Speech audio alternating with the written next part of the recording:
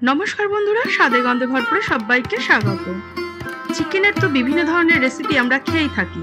আজ তৈরি করব মুখে দিলে মিলিয়ে যাবে এই রকম একটি সুস্বাদু চিকেনের রেসিপি, যা আপনারা রুটি, নান, পরোটা, কুলচা যে কোনো জিনিসের সাথেই খেতে পারবেন। আমার আজকের রেসিপি মালাই চিকেন। আজকের রেসিপিটি ভালো লেগে থাকলে শেয়ার করবেন, আর আমার চ্যানেলে নতুন হয়ে থাকলে চ্যানেলটিকে সাবস্ক্রাইব করতে ভুলবেন না। চলুন রেসিপিটা শুরু করা যাক। মালাই চিকেন করার জন্য এখানে নিয়েছি 500 গ্রাম বোনলেস চিকেন। আমি একটু ছোট সাইজের টুকরো করে নিয়েছি। এতে রান্না করতে যেমন সুবিধা হবে, পরিবেশনের সময় দেখতেও সুন্দর লাগবে। প্রথমেই চিকেনগুলোকে ম্যারিনেট করে নেব, তাই চিকেনের মধ্যে দিয়ে দিচ্ছি স্বাদ মতো লবণ, ছোট চামচের 1.5 চামচ হোয়াইট পেপার পাউডার বা সাদা গোলমরিচের গুঁড়ো, আর বড় চামচের 1.5 চামচ মতো টক দই। এই সব কিছু দিয়ে চিকেনটাকে খুব ভালো করে মেখে নিচ্ছি। এইবার 15 মিনিট মতো ঢাকা দিয়ে রেখে দেব। এখানে দুটো মিডিয়াম সাইজের পেঁয়াজ সেদ্ধ নিয়েছি। পেঁয়াজটাকে টুকরো করে আমি সেদ্ধ করে নিয়েছি, আর তার সঙ্গে কিছু কাজুও সেদ্ধ করে নিয়েছি। কাজুগুলোকে আমি আলাদা করে সরিয়ে রেখেছি, সেটা আমার পরে লাগবে। এবার মিক্সিং জারের মধ্যে দিয়ে দিচ্ছি সেদ্ধ করে রাখা পেঁয়াজ, 5 কোয়া রসুন, কয়েকটা আদার টুকরো, 3টে কাঁচা লঙ্কা। এই সব কিছু একসঙ্গে ভালো করে পেস্ট করে নেব। শুকনো খোলায় কিছু মশলা গরম করে নেব, তাই গ্যাসের ওপর একটা তাওয়া বসিয়ে তার ওপর দিয়ে দিচ্ছি 10-12টা সাদা গোলমরিচ, 2 টুকরো দারচিনি, 4টে ছোট এলাচ, 4টে লবঙ্গ, ছোট 1 টুকরো জায়ফল, ছোট চামচের 1 চামচ সাদা জিরা, আর অল্প পরিমাণে জয়িত্রী। জয়িত্রীটা জায়ফলের থেকে এখানে একটু বেশি নিতে হবে। আর দিচ্ছি ছোট চামচের 1.5 চামচ মতো গোটা ধনে। এই সব কিছু শুকনো খোলায় আমি একটু গরম করে নিচ্ছি।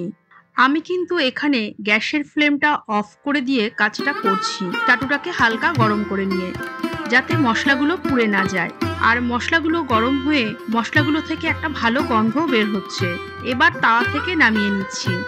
এবার ওই গরম তাওয়াতেই দিয়ে দিচ্ছি বড় চামচের 1.5 চামচ মতো কসুরি মেথি। কসুরি মেথিগুলোকেও ড্রাই রোস্ট করে নিচ্ছি আলাদা করে।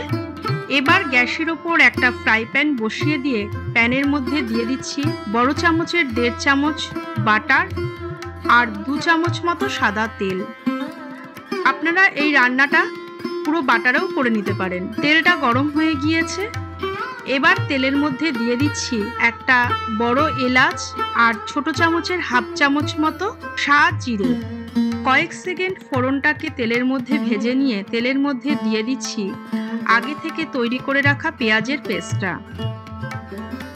পেঁয়াজের পেস্টটাকে কিছুক্ষণ তেলের মধ্যে নাড়াচাড়া করে নিয়ে দিয়ে দিচ্ছি আগে থেকে ম্যারিনেট করে রাখা চিকেনগুলো। এবার চিকেনগুলোকে মশলার সঙ্গে একটু কষিয়ে নেব, যতক্ষণ না আদা রসুনের কাঁচা গন্ধটা চলে যাচ্ছে।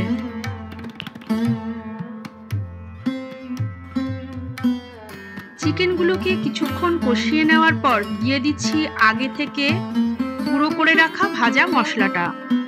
ভাজা মশলাটাকে দিয়ে আরো কিছুক্ষণ একটু কষিয়ে নেব, তবে খুব বেশি কষাবার প্রয়োজন নেই, কারণ মশলাটা আগে থেকে ভাজাই আছে। যতক্ষণ চিকেনটা কষছে ততক্ষণে আরেকটা মশলা তৈরি করে নেব। মিক্সিং জারের মধ্যে নিয়ে নিচ্ছি সেদ্ধ করে রাখা 15টা কাজু। এই কাজুগুলোকে আমি আগেই পেঁয়াজের সাথে সেদ্ধ করে রেখেছিলাম। আর দিচ্ছি কিছুটা প্রসেস চিজ। আপনাদের কাছে চিজ না থাকলে সেই ক্ষেত্রে দুধের স্বর বা ফ্রেশ ক্রিমও ব্যবহার করতে পারেন, তবে চিজ দিলে মালাই চিকেনের টেস্ট কিন্তু একদম রেস্টুরেন্টের মতো হবে। এই সব কিছুর একটা পেস্ট তৈরি করে নেব। এবার গ্যাসের ফ্লেমটা লো করে দিয়ে চিকেনের মধ্যে দিয়ে দিচ্ছি তৈরি করে রাখা কাজু বাদামের পেস্টটা, যেহেতু কাজু বাদাম আর চিজ দেওয়া আছে। এবার কাজু বাদামের পেস্টটাকে দিয়েও চিকেনটাকে আরো মিনিট খানেক একটু কষিয়ে নেব।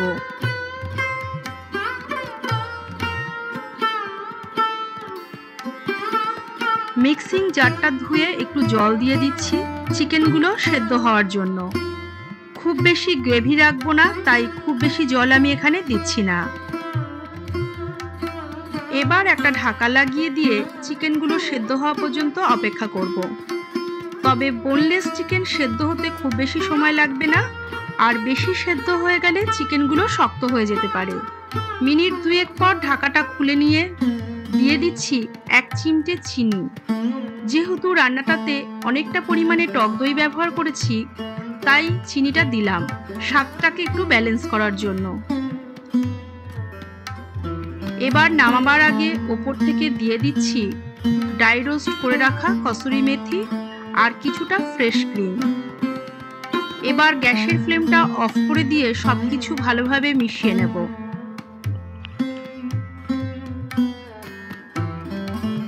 সার্ভ করে দিয়েছি আমার আজকের তৈরি করা রেস্টুরেন্টের স্বাদের মালাই চিকেন। আশা করি রেসিপিটা আপনাদের ভালো লেগেছে। ভালো লাগলে বাড়িতে অবশ্যই একবার ট্রাই করবেন। আবারও ফিরে আসবো এই রকম নতুন কোনো রেসিপি নিয়ে।